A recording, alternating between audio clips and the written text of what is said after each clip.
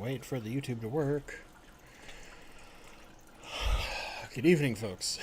I literally just got home about 3 minutes ago.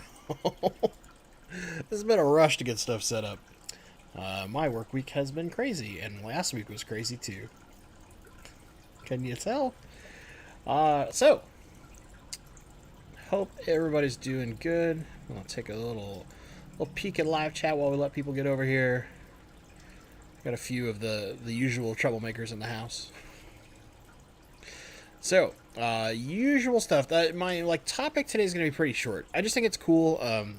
I've obviously, like I mentioned, I've been working so much that I didn't even have the time to do a minor prep on a topic. But I had read this article I think 2 weeks ago, and I kind of wanted to talk about it because I think it's really, really sweet.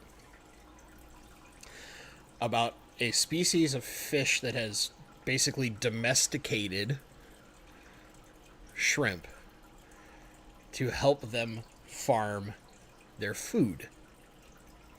You ready for this nonsense? Now, after this, of course, the usuals. You can add Bentley Pasco, ask questions. It makes it easier for me to see. If for some reason I missed your question or you figure out something later on, you're free to email me. That's bentley.pasco@gmail.com. I'm sure Candy, the Uber mod, will put that stuff in chat too. But I'm going to talk about a little story. I'm going to pull it up over here real fast because I want to make sure I don't miss something. So, the longfin damselfish. And if I was more prepared, I would show you the picture I'm looking at. But I will give you this article in chat for you fine folks, just in case you want to check out the actual article. This particular fish lives off of algae. A lot of marine fish do this, right? They live off of algae. We'll see things like wrasses and tangs and stuff like that we keep in our coral and reef tanks and all that kind of stuff. They basically help protect coral from algae by eating all the algae, which is their food source. Well, this fish is a little different. They're not dealing with coral, but they farm basically algae in the area of the coast off of Belize, which is in Central America. And technically, yes, they are in coral reefs out there, but they will aggressively defend patches against anything that comes near that area, except for a species of mysid shrimp. Okay? Now check this out. What these mysid shrimp do, the mysid, not mysis, sorry. They're very small, but the fish have figured out that the shrimp don't really eat the algae. They eat all the micro stuff off the algae that they don't necessarily care about. And their waste helps to fertilize the algae even more, improving the quality and the quantity of the algae. So this fish has figured out that if it lets these shrimp graze and habitate in the area of algae that it eats, it will get better and more food. So they've only found this really so far in this area. So it's unique to this specific type of damselfish in this area. But basically, even shrimp are keeping even fish are keeping pet shrimp.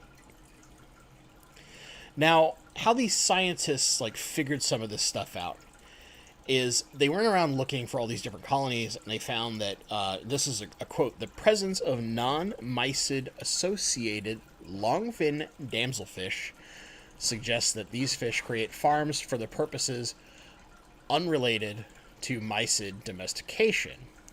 However, the lack of reef-associated mysids outside of farms at our study site suggests that these mysids have an obligate reliance, aka they're basically required, on the niche created by the damselfish, i.e. these farms, right? For their survival within a predator-rich environment. So the shrimp have figured out that basically, if they stay near the damselfish are the one thing that won't predate on them. They'll protect them. This is similar to like some of those cleaning shrimp that, or not shrimp, but cleaning fish that hang out with sharks, right? Well, they'll get all the little shreds and stuff, and they'll take parasites off of them, but they don't get eaten by the sharks because the sharks realize there's a reason to have them around, that they stay healthier, and they protect them at the same time. But in this case, it's being done with something that, for the most part, is a food source to most fish. Kind of neat, right? And then they did some extra study stuff, and basically what they found out is that in the few cases where these fish don't have the shrimp colonies, their food sources, the overall health of the fish, like the size of the fish, its likeliness to breed, is lower. It's like pretty crazy, right? So a damselfish, which, you know, most of the damsels that we tend to see in like the hobby are smaller. They're not bigger. This is a bigger damselfish. Not huge, of course, but really, really interesting little part of nature that is only recently being discovered, and apparently this is a domestication that's happened more recently in time, too. So, yeah, I don't know, man. Like, stuff that we see in like, Pixar films where fish and shrimp work together to cause things in a fish tank are happening in wildlife for real.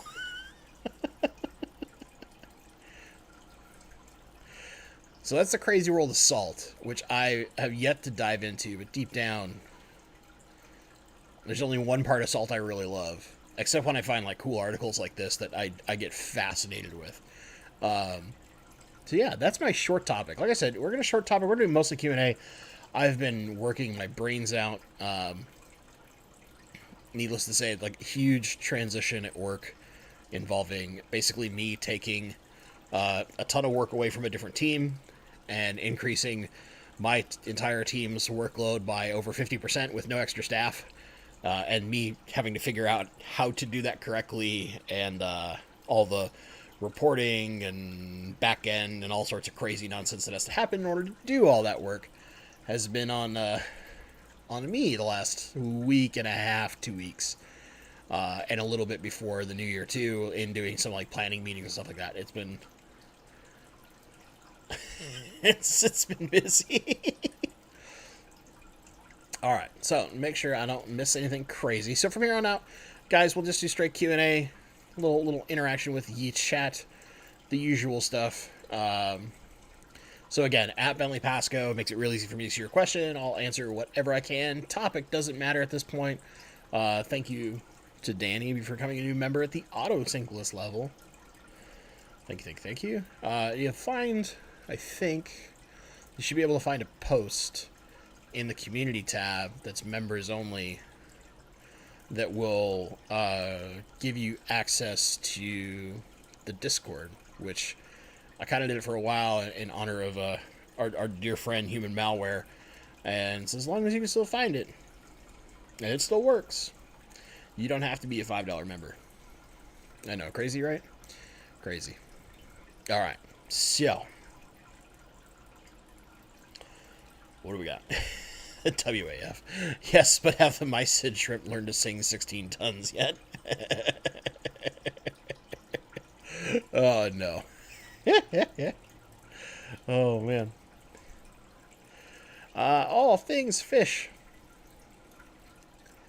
I plan on, eventually, setting up a salty macro algae tank with various species. I have seen some cool ones before, but you sure don't see them often. So, yeah, let me talk about that, because the tank that I have for the Guppy Mansion, I bought that from a local guy who has become my friend. He's a fantastic guy named Alex, and not a different Alex, but he had, when I went over to pick up that tank, a 40-gallon breeder that was a macro algae tank with no fish in it. He hadn't put any fish in it, but it basically looked like a field of Vallisnera for the most part in the back, and then up front he had some other almost like feathery looking type macroalgae. I don't know macroalgae very well. I just know that they come in all sorts of like shapes and sizes. You can make it almost look like a planet tank with algae, and it's super super cool. And he was literally trying to aquascape, naturescape style in a sense, using algae, and his tank was really pretty.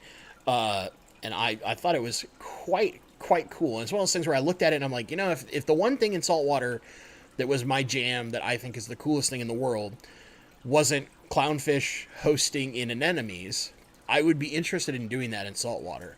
But like the only thing that like makes me go, I want saltwater in my home is clownfish hosting in anemones and watching like schools of clownfish babies, because they're just absolutely adorable. I love clownfish, even though like some clownfish are complete jerks, right?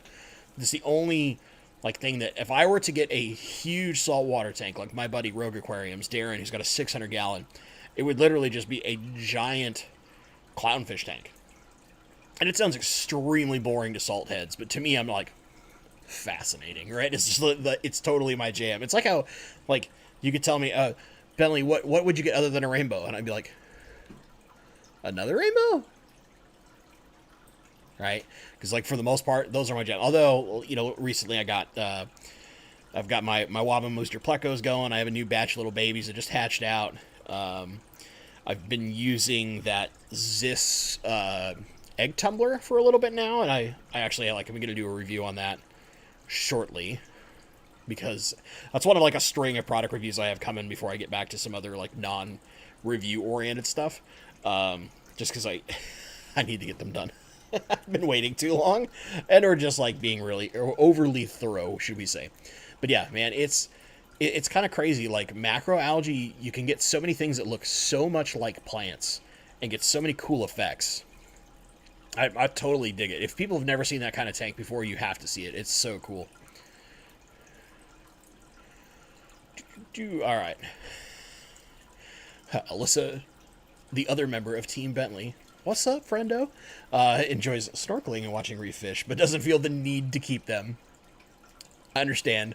Like, the thing that I look at the maintenance required and all equipment required usually to do, like, salt correctly, and I'm instantly like, whoa, I don't know about that nonsense.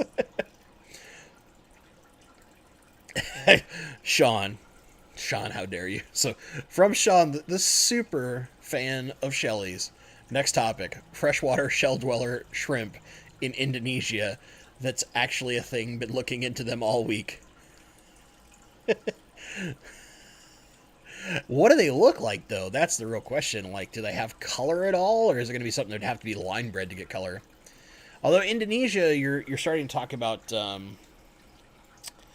similar to like the cardinal shrimp, like the Sulawesi in a sense, and they're a very like rock dwelling shrimp, kind of like you could think of them almost like rock dwelling squicklids, where if you don't have rocks, they're not going to survive very well.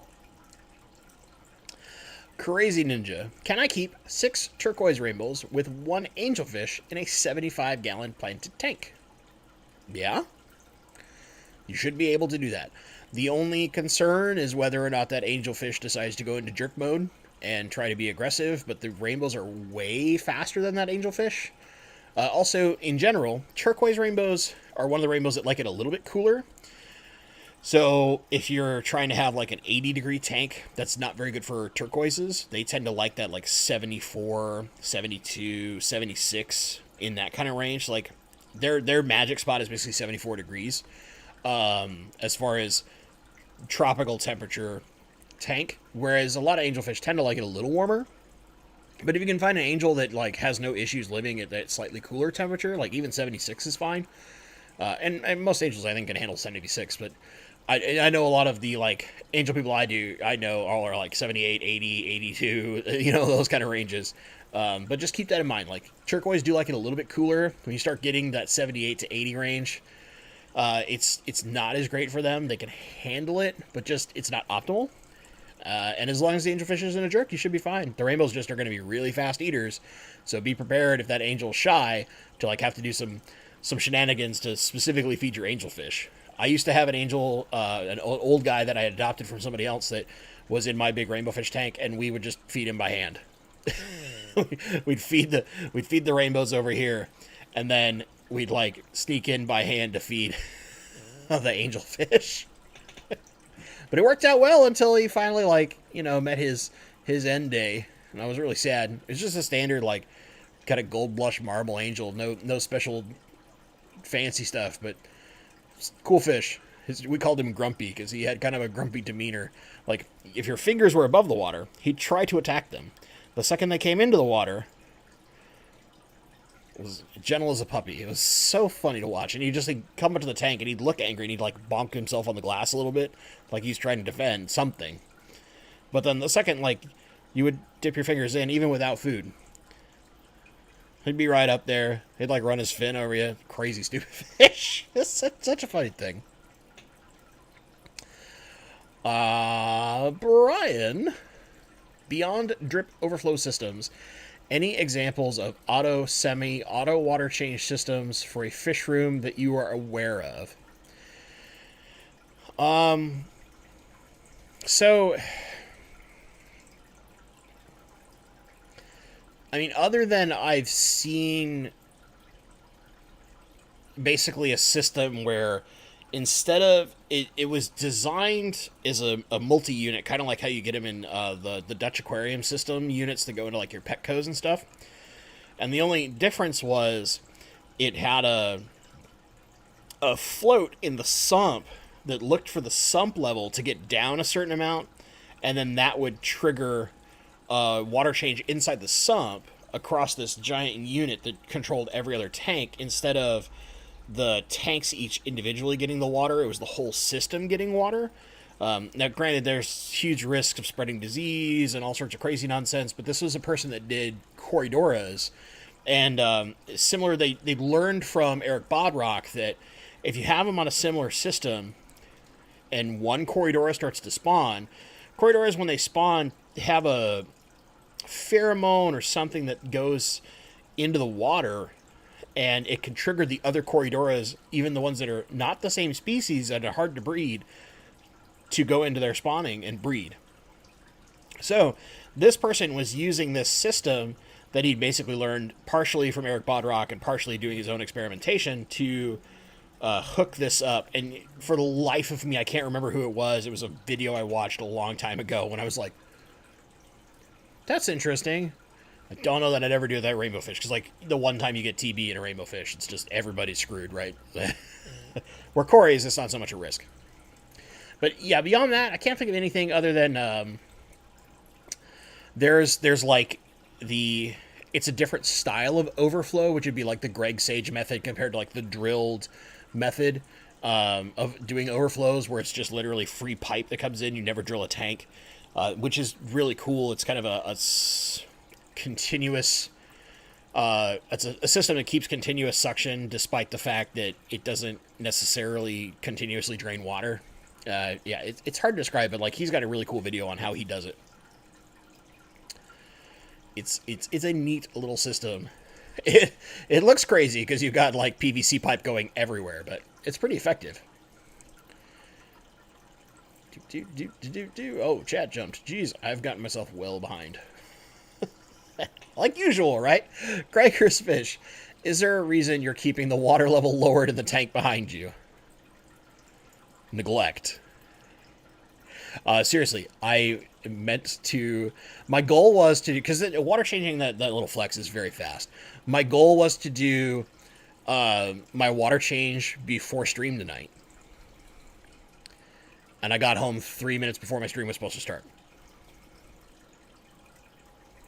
So yeah, and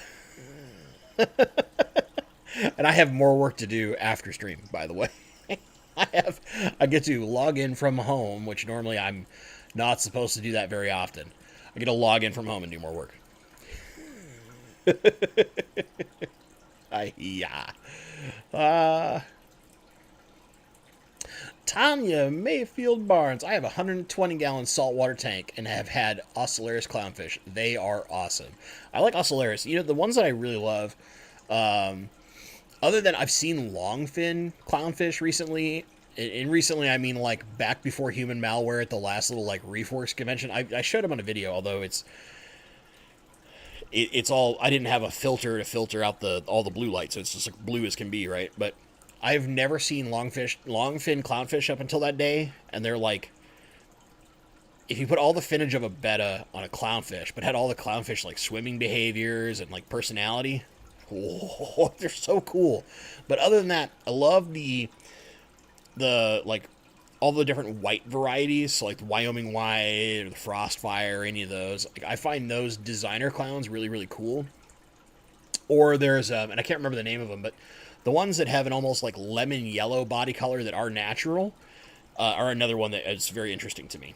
As far as clownfish are concerned, those are the things that I like, but I won't do saltwater for a very long time. Although my buddy Darren is like, he is chomping at the bit to get me to do salt. He wants me to do saltwater so bad. It's like, yeah, dude, I'll hook you up. I'll help you. I got all these contacts. I'll help you with a bunch of coral frags. And I was like, my guy, I have enough stuff just in freshwater driving me crazy. I don't know if I can handle that. Oh, man. John Ebson, which, by the way, let's put this out there. John is the son of the lady who gave me her blue Hawaiian Moscow guppies that I now cherish quite a lot and occasionally can make their way over to redfish, bluefish when things are going right. And I'm not literally having zero free time. But, so, you know, that guy's real cool. We'll probably just have to give you, John, by the way, I'll have to just give you some Lobenmuster because I have babies. And, yeah, you're about to quite graciously, we've had a conversation recently. I still talk to his mother because she's fantastic, relatively often, and they're giving me a bunch of super red bristlenose babies, so I'm gonna have to give some Lobenmuster babies when they get the size. My current group is still kind of small, and they really benefit from being a little bit larger. I've noticed that when it comes to moving them, just because netting them is such a nightmare when they're small, even with like a relatively safe net in the grand scheme of things for plecos. Just their barbels love to get caught. So, it's not fun. But, eventually, John, I'm just going to hook you up for free. Don't worry about that, buddy. Unless you buy them before me, and then I'll just give you more. Nicholas Royer, I have a 6-gallon guppy platy tank, 50% plant die-off, Anubias, Salvinia, Pogostemon octopus, Java moss, and Java fern. I think the Furin 2 I dosed for a bacteria thing on a platy caused it. So yeah, some of those harsher medicines can really impact your plants. The thing that I would look at is, did you happen to do like any salt dosing or changes in temperature? Did you have a significant change? You could also like look at, maybe it's a change in the amount of oxygen that was in the water because of the medicines, because some of those medicines, when they get in the water, they reduce the oxygen amount. Probably pretty unlikely if the fish are surviving, but just saying, like, some of those changes can cause those plants to go into a stress mode and have a lot of trouble. It's definitely a very possible thing. Bob Purcell, I have hair algae in my 40-gallon. Nitrates have been running at 10 parts per million as I'm trying to dial in the dosing of my all-in-one fertilizer. Will getting nitrates up help reduce the algae? Probably not. Most likely what you're dealing with is either A, too much light, or B, there's something that's out of balance, and it could be just we're feeding our fish too much, that the algae is thriving on and taking advantage of and causing the issues, right? Sitting at about 10 parts per million is pretty good for plants if you can constantly test about that. That gives a kind of continuous nutrient source for your plants, and that's really good. But if we're still seeing algae and even the plants are struggling, or they're just not like dominating over the algae, and we're still seeing that 10 parts per million of nitrate. If we were seeing like 0 nitrate, then we'd be looking at adding more. But if we're still seeing 10 parts per million, we probably still have enough in the system. The only difference I would look at doing is, if you're not already doing so, shifting your dosing to small doses every day instead of like bigger doses every couple of days or once a week or whatever you may be doing. Feel free, by the way, Bob, shoot me an email and give me kind of a little bit more detail on what you're working with, and I'll happily go back and forth and see if I can help you fix that problem. Alfredo, Sir Bentley, do you sell any merch? No. And let me explain why. My general philosophy is my channel's way too small to justify merch. Two, if I want to do merch, I want to like really heavily control the quality of it.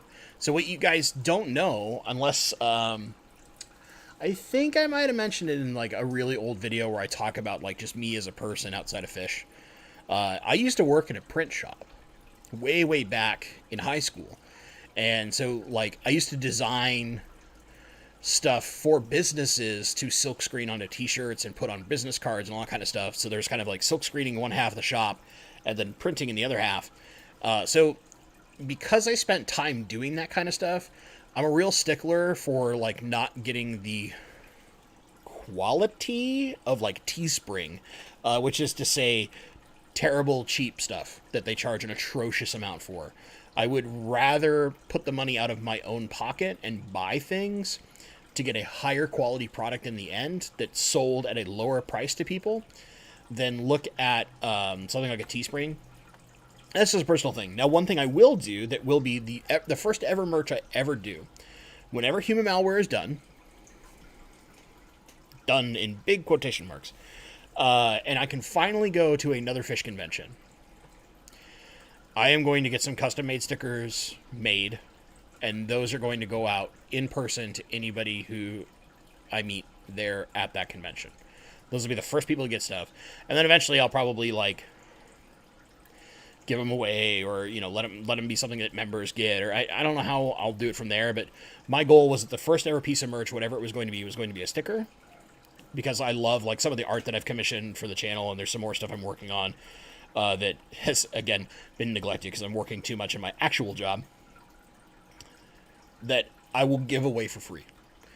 My thing is, I'm very fortunate in that I work in a relatively good career field, so I don't care as much, if that makes sense, about making money.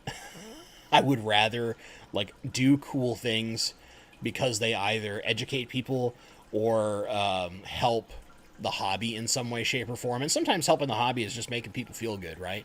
And if I could just give stuff away at a reasonable amount, like, I think the biggest influence of that is, like, when Corey first did those red Aquarium Co-op t-shirts, and it was like, out of pocket, I'm just going to give them away at conventions. It's like, you know what? That's a really cool thing to do. If I ever get to a point where I can, like, do a sticker or something small, you know, I'm totally doing something similar to that. And if my channel ever got larger, yeah, I'd certainly do something. But my goal would be to find merch that was not expensive to the people buying it. I would care far less about, you know, getting a easy service that makes me, like, brain dead, just crank out stuff. And I don't want to say junk, but I really want to say junk, because I'd rather be really thorough about the design process and getting something that I thought was unique and interesting and cool than just like a simple logo or like some dumb cartoon of my face or whatever the heck it may be, right? It's just a way that as somebody who worked in marketing and used to work in a print shop, I don't want to just like do dumb tchotchkes. I want something that to me is a little more personal, a little more cool, and if I can make it as close to a gift as possible, that's what I want to do. Because that's just the way I operate. That's how I have always been. I'm a weirdo. WAF. When I saw the shrimp title on the stream, I was hoping for the Alyssa Bentley Pasco Voltron Megazord Wonder Twins team up on stream. If it were not for human malware, we would probably look at doing something. But yeah. Distancing's been a big thing. Just, you know, we each have appropriate people in our lives where immune systems are compromised, so it's important for us to play it as safe as possible. Plus, you know, we're good friends. We don't want to, like, have any weird, like, YouTube-oriented obligations. Mark, where can we get Sulawesi shrimp? Oh, sir. So my friend Nick at Shrimpy Business, and I will get that in the chat here, actually has, and I'll even go directly to that part, but He has all sorts of cool shrimp. He has Sulawesi shrimp. They're currently sold out, but he gets them in pretty regularly because he works directly with a farm. Although for the Sulawesi, he mostly does those locally. But there you go. There's a link. That's one person that I know that does Sulawesi. I can't remember off the top of my head. There is another person I know who's local in this area that also does Sulawesi and does quite a bit more than... and he has some extra varieties that Nick doesn't do quite yet.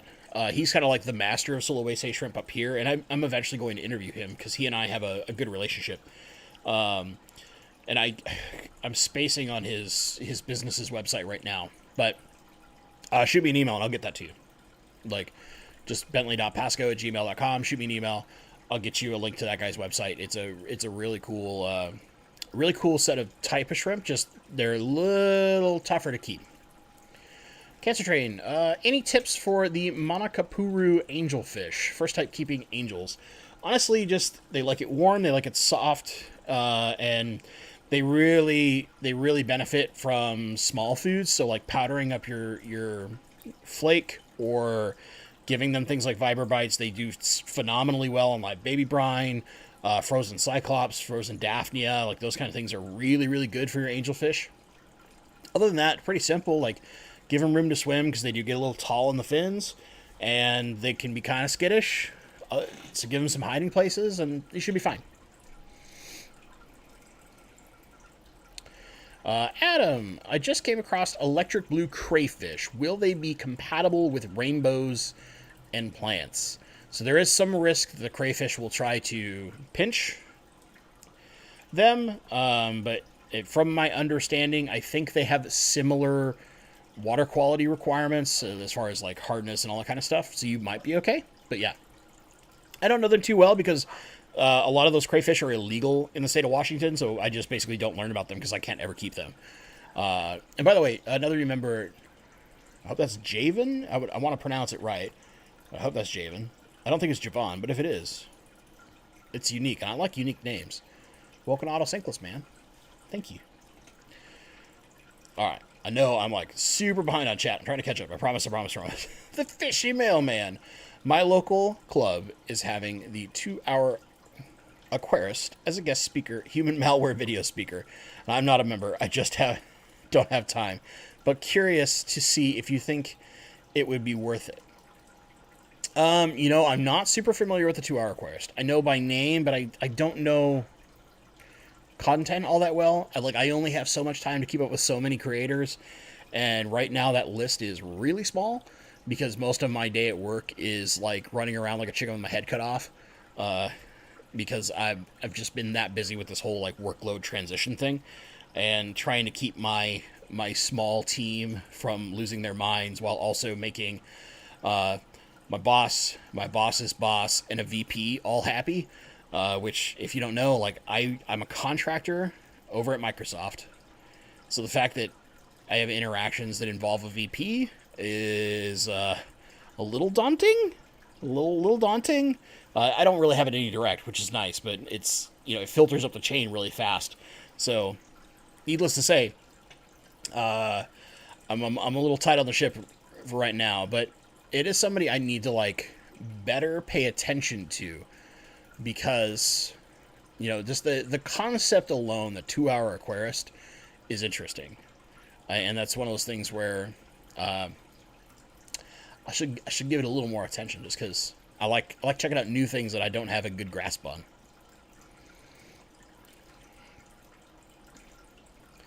Well, thank you for spamming hit the like. I appreciate it, but no need. So members get an email link, so that's why I'm asking. So the question is, like, how many meetings are they going to do digitally that you can get to watch? You know what I'm saying? Because, let me give you an example. The Greater Seattle Aquarium Society, even if you don't go to a meeting, we tape all of the speakers that we have, and they go into basically this, like, archive that you can watch online if you're a member, and you only have access to it as a member. So we can watch any of those meetings at any time. I can even go back as a member now and go back to meetings from like 2004 before I ever joined the club and watched those talks. So it's really, really cool. Now, if they're not doing something quite that robust, I can understand where you're like, but, you know, if it's one of those things where it's like, if you think about it like this, if the talk is like an hour and a half, what used to be a movie back in like the 80s and 90s, not the like the 3-hour crazy nonsense we have now, and you think like you're probably spending 15-ish bucks for a movie, and if it's going to cost you 15 or less to be a member for a year or a member long enough to watch it, would you watch that instead of going to a movie theater and watching a movie? And if your answer to that is yes, then it's worth it. If your answer to that is no, then it might not be worth it. Hope that kind of influences the decision, good sir. Kevin Nybergall. Hey, Bentley, just got here. How's your shrimp, bud? I have a serious concern that all of my shrimp are in my canister filter. Because I've steadily seen less and less shrimp, but I've never seen shrimp bodies, right? And I haven't seen indications of, like, leftover shell or anything like that. And, you know, guppies aren't, like, eating every little bit. And my guppies, for the most part, we're leaving them completely alone. And they get in the overflow pretty often. I've had to fish them out of the overflow regularly. So my concern is a bunch of them are down in the canister, and I'm going to have to, one, disassemble the canister and fish them all out, which is probably one of the things I have to do this weekend. And two, that I then have to get something to cover the canister's intake in the overflow so that they're not getting in there anymore. Because I have to make sure they keep getting fed. Like, I've been kind of overfeeding my tank on purpose for a while because I've seen, like, less and less shrimp, and I'm worried that they're in the canister. So trying to make more food get into the canister filter so it's available to them. I know this sounds like the words of a crazy person, but I've had, like, baby fish end up in my canister before, so it's just what my thought is, because I've been seeing less and less of those shrimpies around, or I'm just a horrible shrimp keeper still, and no one, not even Nick, can help me. Which, man, I wouldn't put it past me. I would not put it past me, because I'm really bad with shrimp. No matter how much I try and follow, like, all the info I get from, like, absolute masters of shrimp like that guy. Whoa, hello chat, you jumped a ton. Try to catch up, I promise. I promise. I promise, guys.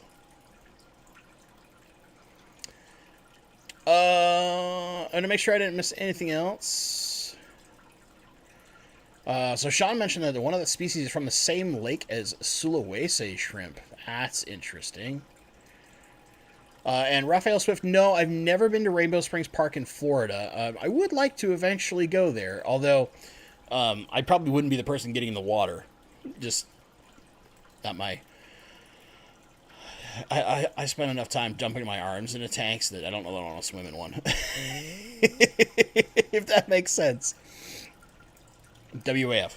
I kind of assume your job deals more with the data center side of things, and you don't have a lot to comment about CES announcements. Actually, no. So I linked in that video where I talked about Can You Trust Me? There's a link in the description to what I work on. But since you're here in chat, and, you know, not a lot of people pay attention to the chat replay, which is fine with me. Oopsie. I'll link in chat a video that I linked last week that goes to what I work on. So this is the specific product I work on, which is to say it's a subsection, and I just, like, slurred that a little bit, I'm sorry, of the Microsoft HoloLens built for the United States military. So you could think of it like my team basically makes Call of Duty real for you gamers out there. But it's basically an information system for soldiers. So, and this video will show you demonstrations and stuff. It's really cool. Like, a lot of the technology that we're working with, and there's tons of stuff that, like, it of course can't tell you about, that I can't tell you about because I would get thrown in jail. Of the federal fine, you know, I have all sorts of really crazy restrictions I have to follow, but because that has become public and made public by the military, it's like that's about the extent of what I can talk about what I do for my job. is working on that product. Now, what I do specifically for that product, I can't talk about that stuff, right? But I can just say I work on that product. And I'm very, very proud to work on that product. Yanni Lee, how do you breed Pseudomygil luminatus and Gertrude? Honestly, the easiest way, all rainbows breed basically the same. They're all egg scatterers. And in the case of the Pseudomygils, the small guys, basically you just want a floating spawning mop because they spawn kind of high water. Okay? You can make that out of acrylic yarn. There's a video on my channel about how to make spawning mops. There's lots of great how to make spawning mop tutorials out there. But, watch mine. You can watch anybody's, honestly. It doesn't matter. Just make sure it's a floating spawning mop. So it uses like a cork or a piece of styrofoam to help it float. And then give them plenty of like baby brine shrimp or frozen cyclops, frozen daphnia, those small microfoods. And make sure there's lots of it because that'll tell them like, hey, there's lots of food for babies. And they will eventually breed. And the nice thing about Pseudomygils and all the big rainbows too is they're daily spawners. They'll spawn basically every day if they can. Then what you want to do is get those eggs in that mop, take the whole mop out, like after a week, and put it in a separate tank. You want that separate tank to be between 80 and 82 degrees. You want it kind of warm. Very, very little water flow. You want to go real light on your sponge filter or whatever you're using there because they just, when they're young, for the first couple weeks, they can't handle too much ripple at the top of the water. It can kill them. And then in the case of Pseudomygils, they can basically eat brine shrimp as soon as they hatch, unlike the big rainbows who actually hatch smaller than Pseudomygils. So you can basically start them off on that, or if you know how to do infusoria or paramecium or any of the super microfoods, you can start them with that, keep them on that for like a week, and then move into baby brine shrimp. And you'll be cranking in no time. They're very, very easy to breed. It's hard to prevent the eggs from fungusing and raise, like the first month or so of raising rainbows is a little tough, but after that you're all good.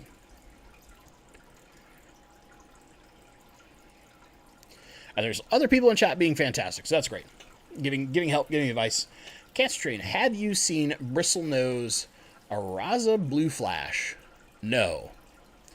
I'm going to copy that and put it somewhere to look it up later.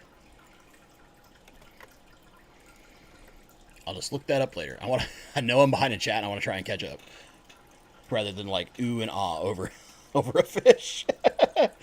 John Kim. As I name one of my former bosses. Do you recommend several small feedings a day or just once a day for rainbow fish? Are there benefits for rainbows to fast at least 1 day per week? Yes. So I fast my rainbows 1 to 2 days a week on purpose. And part of that is because rainbows naturally like a higher protein diet. And because we feed them a higher protein diet, they can get a little plugged up. They can get constipated and all that kind of stuff because they're not eating as much like vegetable matter. So having them fast helps their system kind of process everything, relax. I especially love doing, when I had more time, I fed my fish twice a day. So I would feed them some kind of like a flake that I would powder up quite a lot, or a very micro pellet, like the Extreme Nano is a great example of the size I'm looking for, or the smaller granule version of like Bug Bites. And then the other time of day, I would try to feed them something like live baby brine if I was hatching it, or just the other version of the food. I try to like mix up the foods they're eating. Another thing that I really like is like freeze-dried brine shrimp, just because you can get it kind of cheap. It's easy to find. Get a little bit wet, break it all up, and put it in the system. They go hog wild for that stuff. I mean, rainbows will eat pretty much anything, but that helps if you can. But really, the difference between feeding them once a day and 3 or 4 times a day doesn't matter that much, unless we're talking about the breeding portion and trying to raise the fry up. And then, of course, you want to feed them multiple times a day. Babies will eat up to 6 times a day, 7 times a day if you can do it. And that really speeds their growth. And as long as it's small and simple, it goes way, way, way, way faster. Super, super helpful. One of my dogs is barking. Nicholas Royer. No salt, no heat change. Had an Alita air pump going with 4 airstones, so probably not. Jeez, man, I don't... Yeah, then I would have to assume it's something in the furin just being pretty strong. Speaking of rogue aquariums, my buddy Darren is in chat. It's like I summoned you. I talked about saltwater for a little bit earlier, and I just summoned you into chat, Darren. It's good to see you, buddy. At some point, hopefully when... so much of this depends on, like, human malware, but, like, Darren's been showing all this... He's getting this crazy cool custom-built frag tank going that's been done by the guy that built his 600, same guy that built Corey's 800. That's... You know, the guy is just like an absolute wizard, which is Clear Fabrications out here in the Seattle area. For those that live out here and have ever wanted to like custom get an acrylic tank, that is the guy. It's just the guy. That's the one you want to go to. But yeah, he's been putting all these pictures on Instagram and stuff and little videos. Thing looks crazy, crazy sweet. It has a wicked sump going under it. I can't wait to see that thing, like, running and hopping full of frags, man. Just because, like, I'm that person that loves looking at saltwater, but doesn't want to do it, with one exception. And then even then, I'm like, yeah, I could just have another Rainbowfish tank, right? I was such a sucker for simple things. Tim Carter. Hey, man, welcome to Pseudo McGill. Wow, he's stepping up there. So you should... If for some reason, Tim, you don't get the invite to the Discord server, assuming that you want to join, shoot me an email. I'll get you set up, okay? Sometimes I've had some problems with a couple people in the past. It's probably just me like setting things up wrong, but yeah. Welcome. But yeah, Nicholas, I would definitely say it's probably the furin. Because if you haven't done any changes, basically...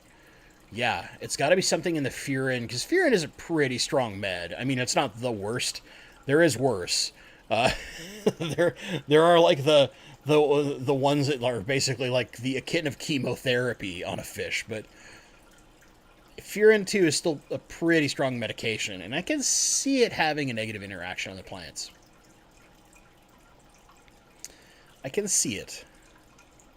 Emmanuel Ramirez, twin star or fluval light? Also, why does the chlorinator stink so much? 2 questions, how dare you. So, why does the chlorinator stink so much? Because part of the chemical compound that you're using, it's partially sulfur.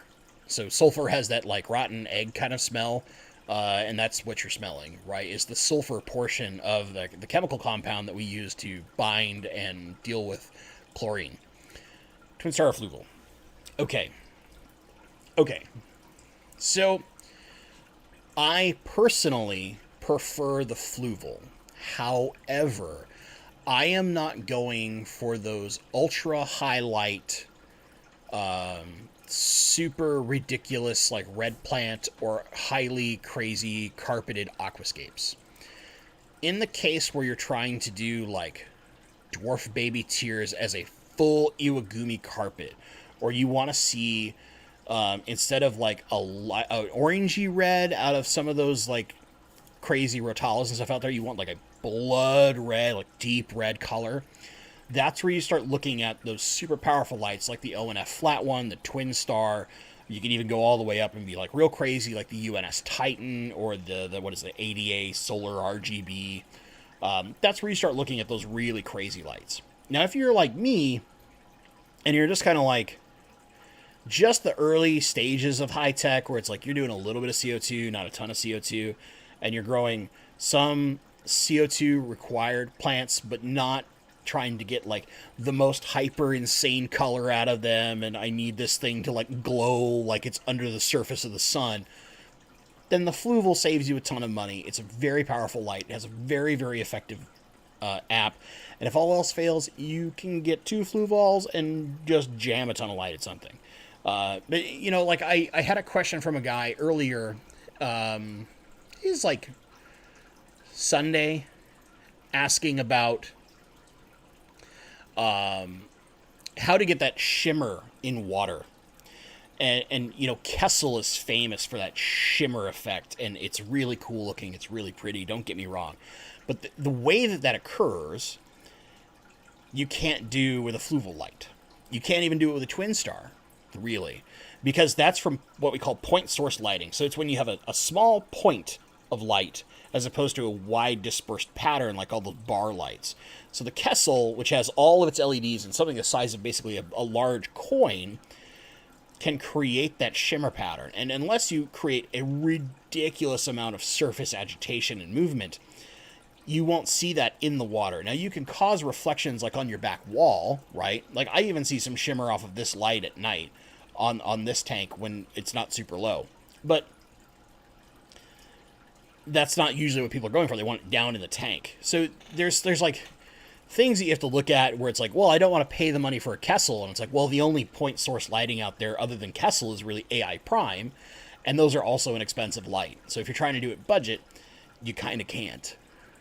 But if you just want a good light that isn't going to absolutely maul your wallet, unless you're in Australia, which the Fluval will then in Australia, the Fluval's a really good choice. It's probably the best bang for your buck light, but it doesn't mean it's the best, again, quotation marks, light. Because for some people, the best light can't cost more than $45.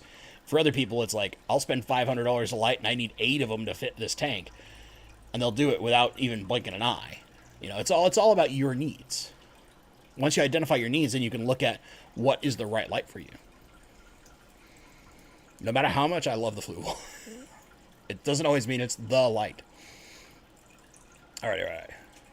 Cancer Train. My girlfriend is a graphic designer and could design something for you. Cool to know. But, you know, in general, like, I like paying artists. That's too. Like, as much as it might be like, oh, he doesn't want to pay money. No, that's not the thing. The thing is more like, what can I do with what I have in my, like, fun budget, if you will, in order to do things for folks. It's just how I work. Yeah, coffee. I'm surprised at the demand for coffee mugs. Like, I mean, I have an aquarium co-op coffee mug, and I don't drink coffee, but I drink water out of it all the time. Or, you know what it really happens? My girlfriend is the person who likes to eat ice cream out of a coffee mug rather than a bowl. And when the few times we do keep ice cream in the house, I try not to keep it in the house because I don't need that temptation around. I'm big enough. But 9 times out of 10, one of my 2 aquarium co-op mugs gets stolen, and that gets used because it's like the right size. I always laugh at it because it's hysterical to me, but yeah, what do you do? Shiva me timbers, what a great name. I'm using well water in my planet tank. Tank water is at 3 degrees general hardness and 12 degrees carbonate hardness. That's a lot of KH. Source is 3 general, 8 carbonate. What's my best route to lower my KH while keeping the GH?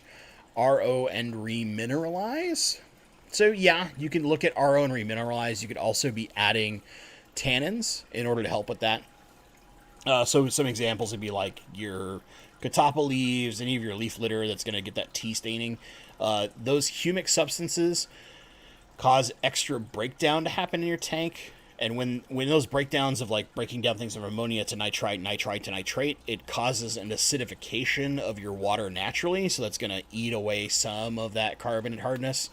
More than likely what you need to do is probably use some level of RO or some level of even just a like carbon block filtration to remove a bunch of that and then remineralize it back up.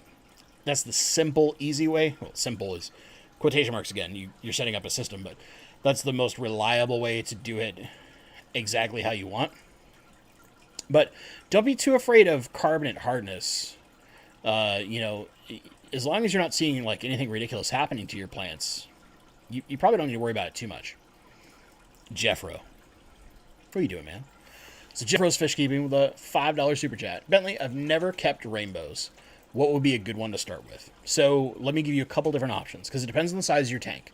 If we're doing like a 40 breeder or something larger, especially if you're going to do like a 75, you need a 4-foot tanks, I would look at either Bozeman because they're my favorite, or turquoise. Because one of the big things is they're easy to find pretty much anywhere. You get good color in the turquoise out of all of them. The other option that I would look at, especially if you're doing like a 75 or bigger, like a 120, so that 4-foot footprint, is the Melanitania Herbert axelrodi, or the yellow rainbowfish. because in the case of turquoise and yellows, both the males and the females have color. Now with Bozemanii, the rainbow the males look really crazy, right? You've got that distinct two color pattern, but the females kind of have a dull metallic yellow and a silvery body. They're not as colorful, but with a really good strain like the Gary Langatinjos or something like that, which they're way more prevalent now than they were 5 years ago. The females still actually get very good color. It just takes a little longer for it to show up in those fish. My female Bozemanii look like terrible, cheap male Bozemanii that you would find that were like badly raised in a pond in a bad farm in Florida. There are several good farms, don't get me wrong, but there are several bad farms that have really weak Bozemanii colors. Now, anything smaller than that, let's say we're looking at like a 20-gallon long, or maybe you want more of a fish rather than bigger fish, I would honestly just look at the Praecox rainbow. They're one of the easiest. They're the easiest to breed because they'll colony breed. They're not really likely to pick eggs out of a spawning mop. The males have a really distinct red finnage. The girls have a really distinct yellow finnage, but all of them have that beautiful kind of metallic, powdery blue color in the body. So you get that color in every fish. And you can tell a male and a female apart like that, because you just look at the fins. It's like red fin, boy. Yellow fin, girl. Done. Simple, easy. They don't get very big. They're really, really good fish, and they get along with a lot of other stuff. So I know you like your plecos. You can keep plecos with those guys. No problem. Those are my two options. Now, if you want to go crazy, you want to be a wild man, Jeffrey, I know you're a wild man. Try to find yourself Radinocentris. Hold on. I think. I still have a rad picture hidden away. Because I've shown these before, but I want to highlight them again because I love Radinocentris. I think they're super cool. This is one of the more common ones.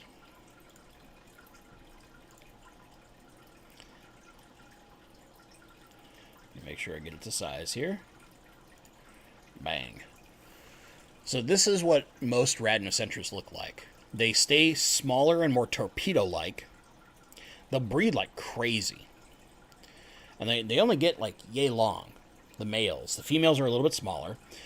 This is very common in the coloration of either the Carlin Creek, which is a little less uncommon, or the more common and easy to find in the United States is Ceres Creek.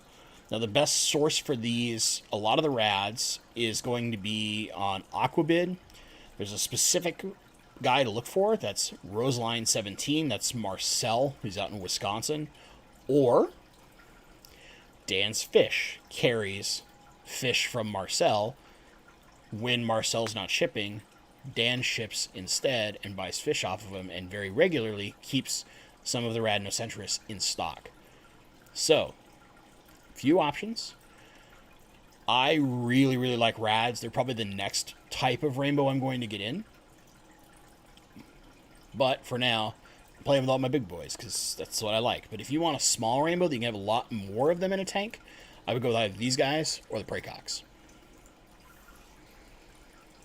And thank you for that super chat, Jeffrey. It's good to see you, buddy. It's good to see you more active coming back. Curious if we're going to start seeing some YouTube nonsense. I'm going to have to go pay more attention again.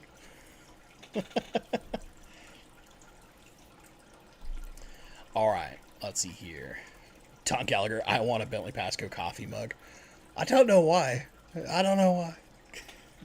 I don't. The thing is, I don't even know what kind of art I would put on a coffee mug. Like, a sticker is easy for me because I would take some of those, some of that fantastic art, especially in the emotes and the badges, like the Rainbowfish art or the Guppy art or any of those. I love them to death. I love these to death, right? And the shrimp art is great too. But those are so easy to turn into a cool looking sticker to me.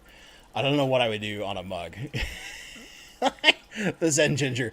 Oh, but you have a perfectly cartoonable face. Oh, believe me, my face is cartoony enough. I'm overly emotive is probably true. I have a very, how do I put this?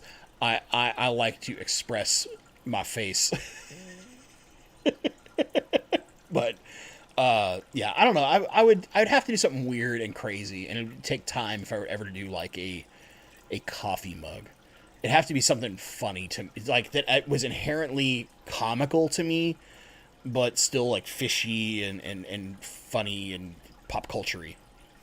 I know I sound like a crazy person when I'm babbling all this stuff. It's already 7 o'clock. I cannot believe it's already 7 o'clock Pacific, of course. So I won't go too much longer because I still have actual work to do. But Dr. Black is coming up next to my recollection. I'm going to try and slam in a couple of fast questions just in case. Gore Sim, you should test those goggles by making a 3D aquarium app. Make it easier to find coolie loaches by looking from 4 sides above all at the same time. Yeah, I'm not a developer. I'm a tester. Keep that in mind. Like, I work on the test side of things. So my goal is to break stuff on purpose in order to make it better. That's basically to find all the problems and alert the development teams in order to make a better product long term. My goal is to create the greatest quality product by mercilessly breaking it over and over again. Mike Stambaugh, have you ever noticed plants melt back hard being moved from medium to low tank or to a medium to highlight tank? Val, Tiger Lotus. Yeah, no, it's so when you move plants, like, they have a tendency to stress out. It just depends. Like, if everything is kind of similar, it's not going to happen. But when there's some shift, they go crazy. I don't know what it is. Tanya, I enjoyed the video with you and Shrimpy Business. I absolutely love that. Like, Nick is an absolutely world-class person. You know, he's just one of those guys where he's such a blast to talk to. And I totally screwed up the first time we did the interview. My audio was atrociously bad, and trying to fix it was a nightmare. And he was, like, super gracious to redo the interview with me. So, yeah. I almost felt like, I don't want him to think this way, because I had been wanting to buy some shrimp from him for a while, but I wonder if he thought I felt, like, guilted to buy from him after the second interview. Oh, man. Crazy Ninjas, thanks for your answer. Yeah, okay, yeah, cool. Dealing with the rainbows and an angelfish. Done it before, it's a blast. Tim Carter, Bentley, I have the 3.0 Fluvolite. I ordered 2 more of them. Is there a way to sync these settings together, or will I have to set them individually using a pro setting? No, so if you go into, when you're in the app, you will see a save as, and that you can save the setting that you currently have on the light that's running. And then you can export it, right? So it'll look at all your save settings, and you can export one of those save settings to a new light so that they're all on the exact same settings for the exact same time. It's fast, it's simple, it's easy. Make sure I didn't miss any questions before we wrap up here, folks. Which, by the way, you know, for everybody showing up, we had... at one point, almost 130 people in here. Thank you guys so much. It's a blast to have you all on a random Tuesday night. I know, it's such a random time to stream, but it's a blast having you guys in here and just kind of like goofing off and babbling. It's been fun. And the 3 new members, thank you so much. You guys will be seeing some stuff. Hopefully you'll join the Discord and come babble with the small group on Discord. We have our fun and babble about plants and stuff. Let's see. All right, the fast things. Cancer Train, what is your favorite plant? Crips.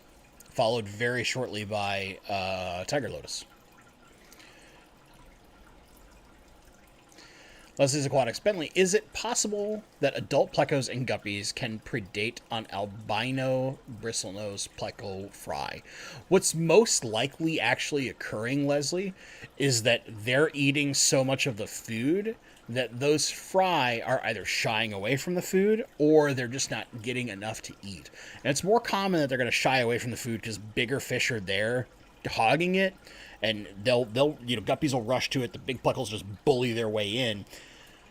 So the more likely occurrence is that those plecos are shying away from food, which is causing them not to get enough, and then they die from some form of starvation over time, or what have you, right? I think that's more likely to occur. However, I am certainly not the pleco genius. Of the Bentleys that were in this stream, Alyssa Bentley is far more knowledgeable about plecos. She's actually the person I ask pleco questions to, and then when she doesn't know, she's got like a resource network of super pleco nerds that she goes and asks. So we have like this this train of knowledge, which when it comes to plecos, she's my number one source. Like right away, I go that way.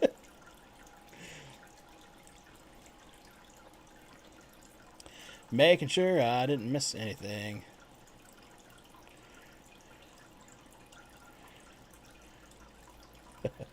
Okay, guys. I think I caught up the chat roughly. Okay, I got one more left. Cooley Kev. Random specific question. If you go to Aquarium Co-op playlist 20 gal tank ideas, what is the yellow rainbow in the thumbnail? I will try to do this very, very fast. I'll try to answer that. My assumption is if it's yellow, it's probably a Herbert axelrodi, but Co-op. What is it? Playlists and then 20 gal. So many things. It's like they've made a billion jillion videos or something. I'm gonna search this thing.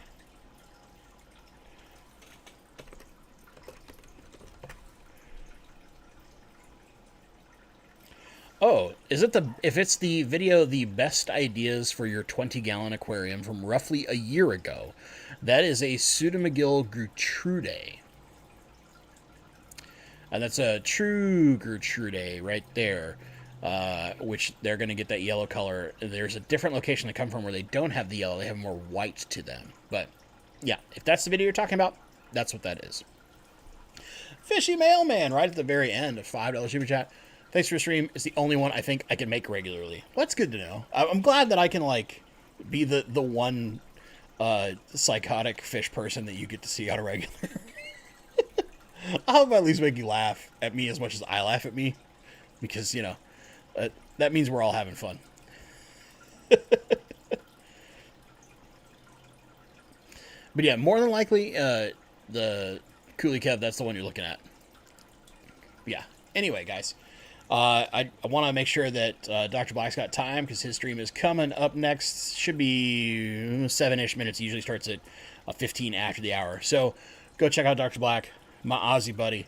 He puts on a fantastic stream. For the rest of you guys, I will be here next week. And since those of you who are still here, just a heads up. Very, very soon, I'm going to be doing a giveaway that's sponsored by...